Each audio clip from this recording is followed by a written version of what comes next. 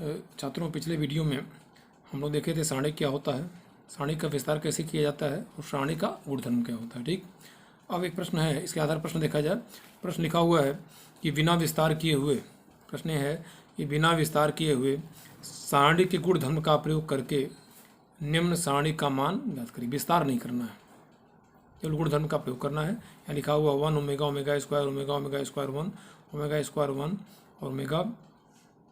ठीक है, जहाँ लिखा हुआ ओमेगा इकाई का घनमूल है, इसका मतलब क्या होता है, समित संख्या हम लोग पढ़ चुके हैं। ओमेगा क्यूब बराबर क्या हो जाएगा, 1 हो जाएगा, और क्या हो जाएगा 1 प्लस ओमेगा स्क्वायर बराबर हो जाएगा 0।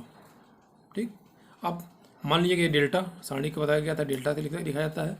मान लिया गया कि डेल्टा बराबर है 1 omega omega square 1 omega square 1 omega. ठीक, यहाँ क्या है देखिए, R1 बराबर लिखा हुआ है R1 plus R2 plus R3, मतलब R1 R2 R3 तीनों को जोड़ कर लिया गया है और R1 के स्थान पे रख लिया गया है।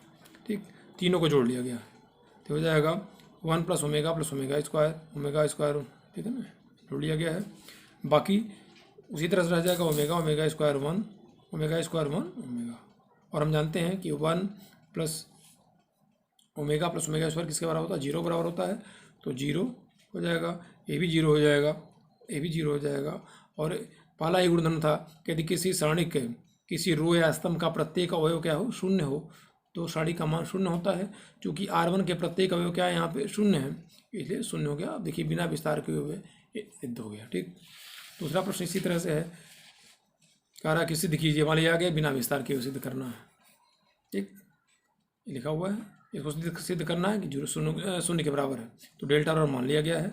यहाँ क्या किया गया, C3 बराबर लिखा हुआ है C3 माइनस 9 C2, मतलब कि C2 के प्रत्येक अवयव में से क्या करना है, 9 गुणा कर देना है और C3 में से घटाना है। जैसे कि C1 हो गया, C2 हो गया, C3 माइनस 9 C2, तो C2 का अवयव क्या है 7 में 9 का क्या गुणा है, 9 7 63 हो जाएगा, और C3 से मुझे घटाना है, तो C3 में से C2 के प्रत्येक अवयव में 9 से, तो 9 7 63 में से क्या करेंगे 63 घटा देंगे। यहाँ करेंगे 9 8 कितना हो 72 हो जाएगा, 75 में से 72 घटाएंगे, और 9 9 81 86 में से 81 घटाएंगे, तो हम देख रहे हैं 2 3 5 7 8 9। ठीक, फिर हो जाएगा घटाएंगे 2 3 5। अब हम जानते हैं अगले गुण द्वारा क्या था कि यदि किसी सारणी का कोई 2 रो या कोई 2 कॉलम का प्रत्येक अवयव सर्वसम समान हो, तो सारणी का मान क्या होता है, शून्य होगा। क्योंकि यहाँ पर C1 और C3 आपस में क्या है, समान है, संगत अवयव क्या है आपस में समान है, अतः सारणी का मान क्या हो जाएगा, शून्य हो जाएगा। ठीक, इसी तरह देखा जाए ये NCERT का प्रश्न है, प्रश्नावली 4.1 का चौथा प्रश्न है। कह रहा कि यदि अव्यूह दिया हुआ है, कह रहा यदि A बराबर 1 0 1 0 1 2 0 0 4, तो कह रहा सारणिक 3A बराबर 27 गुणे सारणिक A। ठीक, तो सबसे पहले सारणी का मान लिया गया है, सारणिक मान, ठीक है ना। यहाँ लिखा हुआ है 3A, मतलब सारणी में क्या करेंगे 3 से गुणा करेंगे, तो 3A देखिए 3A, तो 3 का गुणा किया है। और हम जानते हैं कि जब अव्यूह में किसी संख्या से आदि संख्या से गुणा करते हैं तो उसके प्रत्येक अवयव में गुणा हो जाता है, तो हो जाएगा 3 × 3 हो जाएगा। इस तरह से करेंगे तो प्रत्येक अवयव में गुणा करेंगे तो 3A आ गया। हमको क्या निकालना है कि सारणिक 3A। ठीक, इसका मतलब सारणी के अंतर्गत क्या हो जाएगा, जो 3A आया है उसके सभी अवयवों को लिख लिया जाएगा। ये 3A अव्यूह हो गया। सारणिक 3A का मतलब कि इसके जो 3A आया हुआ है इसके अव्यूहों से मिला करके एक सारणिक, देखिए इसके अवयव क्या है 303 303 036 00 12 हो गया।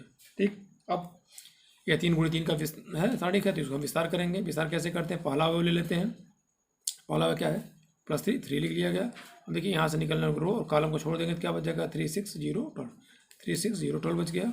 फिर क्या करते हैं माइनस कर लेते हैं, दूसरा अवयव शून्य लिख लेंगे। अब 0 जब लेंगे तो यहाँ से रो और कॉलम को देखिए, ये रो छूट जाएगा, ये कॉलम जुड़ेगा 0 6 0 12 0,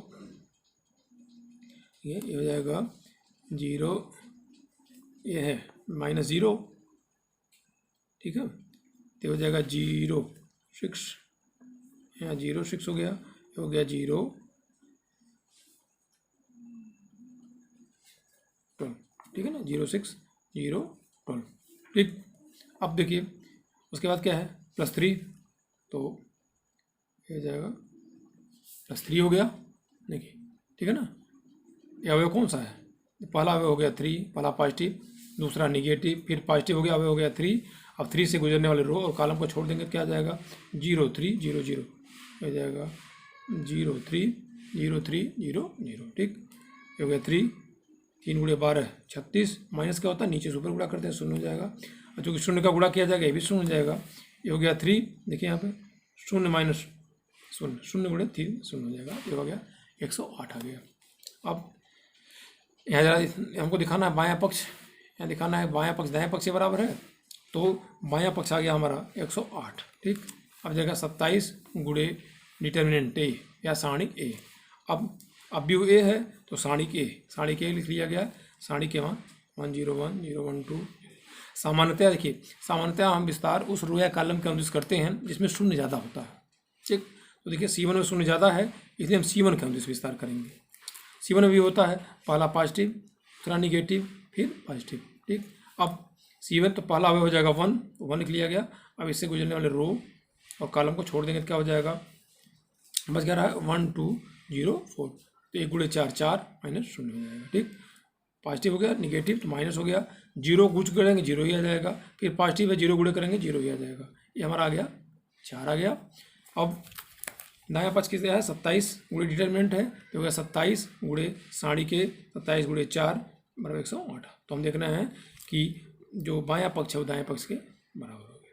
ठीक है, अब दूसरे तक प्रश्न पूछा गया है, ये भी प्रश्नावली 4.1 का है।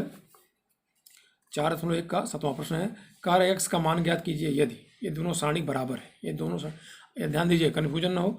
सारणी में क्या होता है कि दो सारणिक का आपस में बराबर होता है जब दोनों का क्रम बराबर हो और संगत अवयव आपस में बराबर हो, लेकिन यहाँ ऐसा कुछ नहीं है।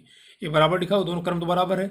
यहाँ क्या करते हैं कि दोनों सारणी को हल करेंगे, क्योंकि सारणी एक आंकिक मान होता है, इसलिए दोनों सारणी बाएं पक्ष को भी हल करेंगे, दाएं पक्ष को हल करके बराबर करेंगे। तो हल किया 2 गुणे 1 हो जाएगा, 2 गुणे 1 माइनस 5 गुणे 4 बराबर 2x गुणे x, 2x गुणे x माइनस 6 गुणे 4। ठीक, हो गया 2 माइनस 20 बराबर 2x गुणे x, 2x स्क्वायर हो जाएगा माइनस 24। ठीक, ये हो गया माइनस 18, इसको इधर लाएंगे प्लस 24 हो जाएगा बराबर 2x स्क्वायर, 2x स्क्वायर बराबर हो जाएगा 6, x स्क्वायर बराबर हो जाएगा 3, x बराबर हो जाएगा प्लस माइनस काउंटिंग 3। इस तरह से जब भी इस तरह का दिया हो तो हम x का मान ज्ञात कर लेंगे। अब ये भी है, आ रहा है प्रश्नावली 4.2 का चौथा प्रश्न है। ठीक है ना, कह रहा है बिना विस्तार किए हुए, यहाँ भी दे रहा है देखिए, बिना विस्तार किए हुए सिद्ध करना है कि यह सारणिक 0 के बराबर है। ठीक, तो देखा जाए जरा, यहाँ देखिए, ठीक, LHS लिख लिया जाए।